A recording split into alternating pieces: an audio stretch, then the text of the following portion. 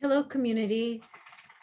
This is Juliana of Living Now Yoga, bringing you some thoughts on a question a teacher in the learning, seeking, teaching community brought to me this past week. So for anybody who's new to me, I'm a yoga teacher and yoga therapist, and I work with groups as well as working privately one-on-one with people. And I've been working in that private space for a little over 18 years now. It's a space I really love and supports my life and lets me share my heart, and I love it. And it definitely comes with its challenges. So one of the members of my free Facebook group for yoga teachers and other seekers, which, as I mentioned already, is called Learning, Seeking, Teaching, has begun to teach some privates and is encountering some of the intense emotional stuff that can come up from a student. And her question was about balancing one's own self or caring for one's own self when exposed to the complexity of some of our students' feelings. And so I want to look at that today. And as I thought about her question, I feel for me as though it comes into three different parts, and I reserve the right to change my mind, add parts. But for right now, I feel like the answer to that question has three different parts. Um, all of which sort of wrap around the idea of boundaries and what is a boundary. And my primary teacher will speak of a boundary as being the space or parameter from which I can love you and me. I really like that. She'll also point out that for a cell to be really healthy, it needs a healthy cell wall. And this lands for me. So I think that there's three stripes or three parameters of boundary types that we need to maintain our own equilibrium when teaching private yoga if complexities are arising with our students, which in my experience is that eventually in some way, if not in many ways, it will. Energetic, physical, and verbal. Energetic, physical, and verbal. And indeed, they're all energetic at its base, as are all things. So I'm actually going to start with the energetic piece and just share that I think that when we are teaching a private, it behooves us to stay connected to our breath and stay connected to our spine. It's the felt experience of having a spine, a sense of awareness into the depth of our back body, the alignment of our spine, and the feeling of the breath coming and going. I'll add that I think that's useful anytime, anywhere. And whenever anything is heightened, boy, I think that's a powerful, useful place to habituate ourselves to coming back to, bringing ourselves into our spine and into our breath. So to the degree that we can be in our spine and in our breath, while we are teaching, I think it behooves the student and behooves us. I think we're less likely to make a hands-on adjustment that isn't safe for our body or the students. Putting aside all of the, yes, appropriate requests for consent from the student, all of that, yes. But assuming that all of that is in place, there's still the possibility of our body being misaligned in some way for a hands-on adjustment, or a hands-on adjustment actually just not being appropriate for us on a given day. Many different ways in which our being connected to our breath, being connected to just awareness of our spine can give us information about what's appropriate.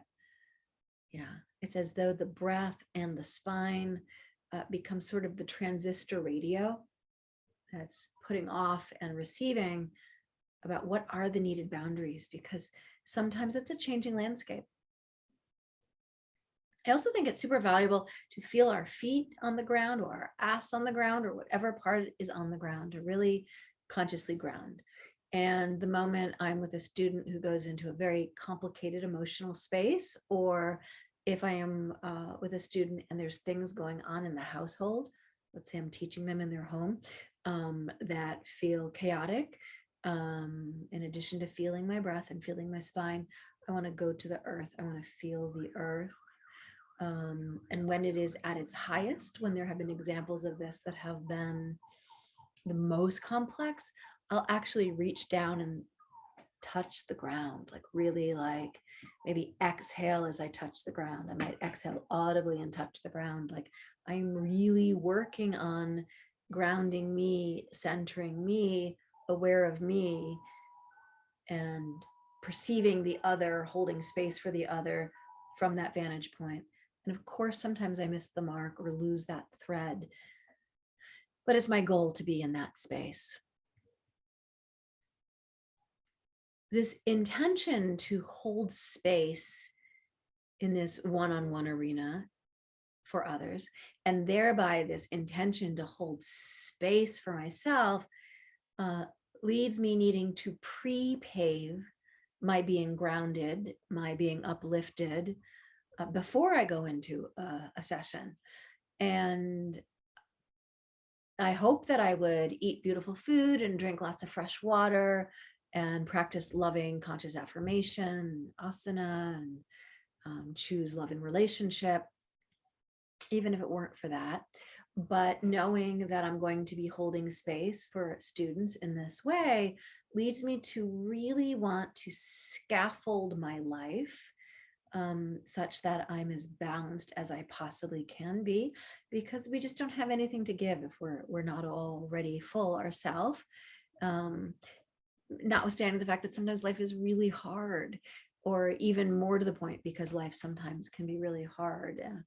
So some light examples of ways I do this. I have a new, I'm choosing not to say a new rule for myself. I'm really liking saying I have a new freedom for myself, where instead of in the morning, maybe checking emails or checking texts, unless there's an urgent reason to do so, I go first to Yoga Sutra. I go first to pranayama, or I go first to some inspirational reading. Upon waking, I want the first thing I bathe my mind with, bathe my attention with, to be grounding and beautiful. This is great. It's kind of a new thing I'm doing and I love it. Similarly, I really try and give myself moments before I go in to teach a private to consciously work with my breath. I really like sending my breath back into my kidney adrenal gland space. That really grounds me and anchors me. And if I have the time, and the student happens to be in one of these doorman lobby type situation, I arrive early and just sit and I breathe for a bit. But if there's not that kind of physical accommodation for me to sit in, I'll arrive outside, even if the weather is challenging, and stand outside the building before I ring the bell and take some really cleansing conscious breaths. So I'm really pre-paving myself to be grounded, so I can be in service to me, so I can be in service to the student. And then a final thing I'll say about this is I think it's very useful to have a committed recalibrating ritual following an encounter with a student, whether one-on-one or group, but also like anytime you get off of the subway, gosh, anytime you've been to a concert and there's been a lot of energy around you. So this is what was taught to me by my acupuncturist. According to my acupuncturist, other persons, she would say chi or prana, comes to us through the fingertips to the elbows. And especially after we've been heart open to someone, or maybe been in a position where we might be, in fact, touching a person with our hands. She advocates wringing out from elbow to fingertip, wringing out, massaging out from elbow to fingertip. This is really nice to do with soap and water. You can witness the water go down the drain, knowing that you are releasing what's not yours. Wringing out, massaging. You can do ha, add some sound, ha. It might be just a few times. It might be many times, wringing out and just cleansing. And when I am regularly remembering to come back to this recalibration ritual, and do it at the end of each class before I go about my next thing, whether that's another class or some other aspect of my life, um, I feel healthier and stronger. And it doesn't really matter where that healthier, stronger comes from. Is it just because it's a ritual that shows me I'm caring for self? Great. Is there an actual deep metaphysical aspect to it? Great. Whatever the reason, I really suggest having a recalibration ritual for yourself. I remember years ago, somebody talking about colicky babies. If you're not familiar with what colicky babies are, it's when babies get that kind of unexplained, upset, big crying. Maybe it's their belly. No one can really figure out what it is. I was told that very frequently colic happens in babies around about 6:30 at night. And one of the theories on why a lot of babies get colicky at that time of day is because that's often when a parent or parents are coming home from work. And I am thereby going to project on this scenario, carrying their shit from the workday into the household. And what would it be like if caregivers stood outside the doorway of their home before entering, rang it out, breathed into their kidneys, and then walked into their home, feeling their feet connected to their breath and spine, ready to parent? So that's what I've got to say on some energetic ways of caring for self in the beautiful but often complex terrain of working privately one-on-one with yoga students. Then there are some verbal pieces that I really like. Here's some verbal pieces that I just really like. And most of them, is that true? Some of them came from bumbling into what didn't feel comfortable. Esther Hicks, channeling Abraham, if you believe such a thing, will say, sometimes you need to live in a house that has not enough closets to know that you want to live in a house that has enough closets. Sometimes we have to get into a little complex pickle to evaluate how we could have better expressed our needs, our boundaries, to begin to do that going forward. But it is always easiest to verbally express our boundaries up front. And here's one that's been useful and supportive for me. And it came about by bungling into a boundary that didn't feel good, or that was past a boundary. It was an energy trespassing for me. So the very first private student that I ever had, when I was a newly graduated student, having just had my 200-hour certification, and the truth was, she didn't actually really want to practice asana, which is what I was best skilled to offer at that time. She was having vertigo, so she needed to lie on the ground, and I'd been practicing restorative for quite some time. I had tools for a lying on the ground, minimal movement practice. But the truth is, she didn't actually even want to do that. What she really wanted to do in our time together was to tell me secrets about our neighbors. She was someone who lived in my building. She was on the board, so she was privy to information about my neighbors. And the way she spoke, I perceived she had negative opinions about a lot of them and information about them. So I was there to practice teach, and she didn't really want to practice. She wanted to share in this particular way. And at that point, I was really not knowing how to establish that boundary. And then not long after that, I had another student who, be it avoidance of the asana because we feel things when we feel our body, such compassion for that, or maybe in being lonely and wanting to connect with me, whatever their reasons might have been, wanted to use the beginning of class time to really talk about their life.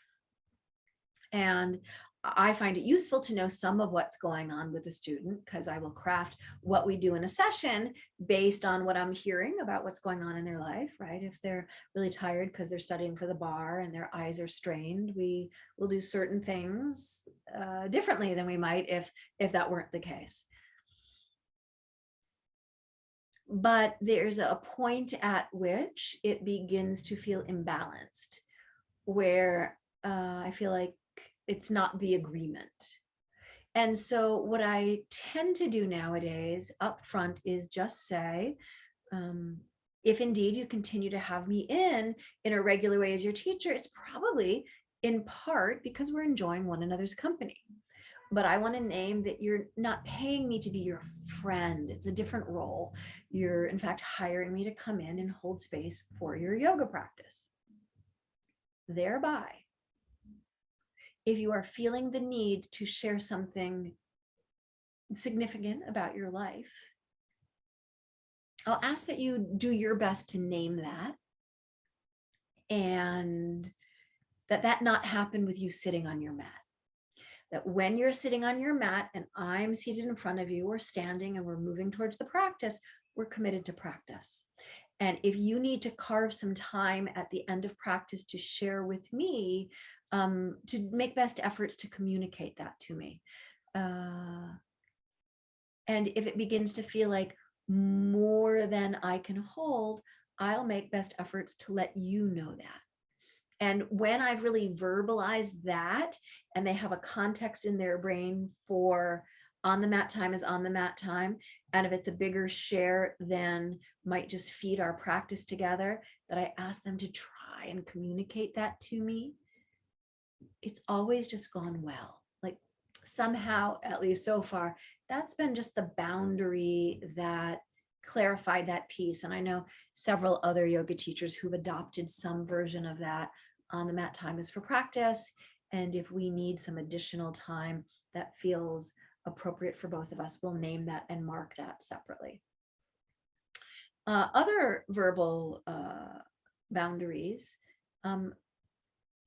I am a huge advocate of asking for permission to touch for any hands-on adjustment, and really noting whether the student has said yes with their mouth and is saying no with their body. And I'm guessing most of you listening to this might already be really present with these ideas. And to stay as tuned in as you can be, if you have the student's permission, to notice their breath, to notice their energy, whether or not you're getting a bodily no, even if there was a verbal yes, because it always just feels better when we're on the same page.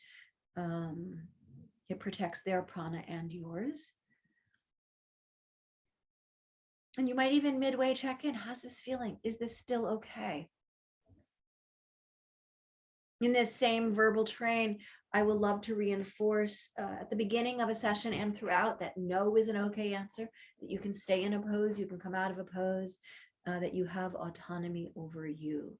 And in this way, I'm sort of re-clarifying the space between them and me. And I love letting them know that I do perceive that I'm intuitive, and I will do my best to tap into that, but that I do need to name that ultimately I cannot feel what they are feeling. And whether they are in fact able to feel what they are feeling or not, I cannot feel what they are feeling. And so we might need to have open lines of communication. We might need to put certain practices aside. We'll simply do our elegant, loving best. So that's some verbal boundary space holding. And finally, relative to physical space holding, I guess that last one sort of bridged both of those pieces, but really all of it, I think, does.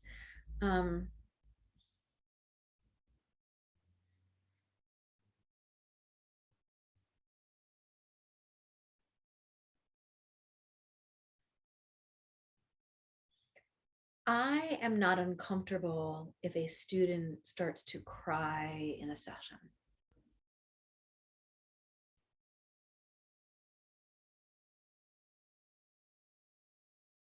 though that would not per se be my intent.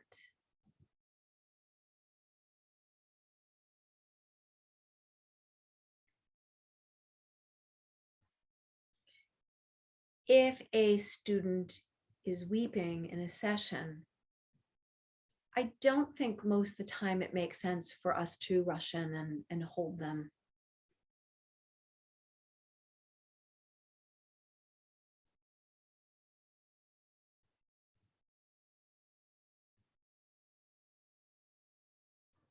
That would be a time where I'd really feel where I am in space.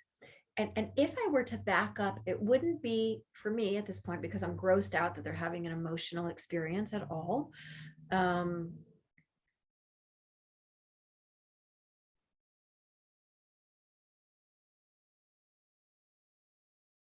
I would probably rather affirm that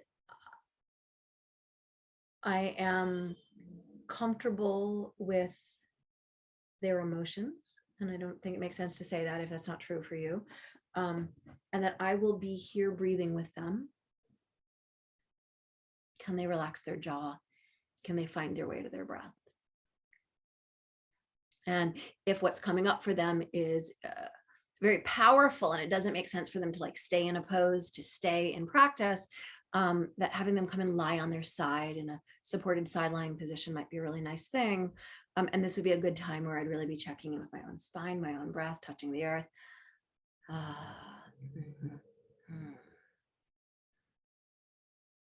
there's so much more to say on this, the physical safety, the physical piece of creating boundaries. You show up to teach and you don't feel safe. You don't need to explain your intuition. You can just get out of there. You can just get out of there.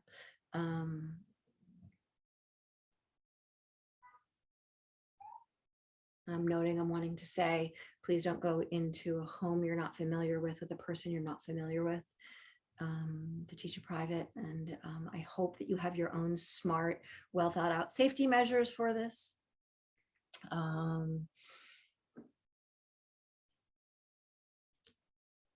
sometimes it's not just maybe the student's having a profound emotional experience and or in another terrain, you feel physically unsafe.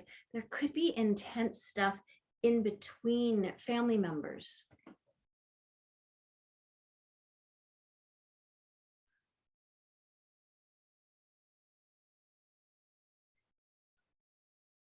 And it's tricky being part of a family. Bless humans being family members and living together. Much of the time, if there's a need to be a difficult conversation between a husband and wife about who did or didn't sign the permission slip and blah, blah, blah, blah, whatever that might be, I'll probably just look to the earth and breathe till it's done. If a child is being complex, I teach adults, not children, unless somehow the child comes in to participate in the class.